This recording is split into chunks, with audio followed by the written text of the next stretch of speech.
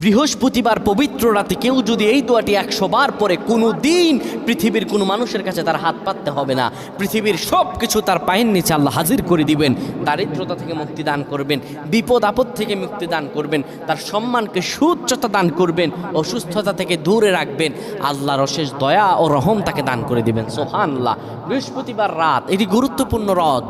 এই রাত সপ্তাহে একদিন আসে। আরবিতে রাত আগে আসে, দিন পরে আসে। সুতরাং বৃহস্পতিবারের যে দিন গিয়ে রাত, এটি বৃহস্পতিবার রাত নয়, এটি শুক্রবারের রাত, এটি জুমাবারের রাত, এটি দোয়া কবুলের রাত, আল্লাহর কাছাকাছি হওয়ার রাত। সুবহানাল্লাহ। এই বৃহস্পতিবার রাত আল্লাহ তাআলা বান্দার দোয়া কবুল করেন।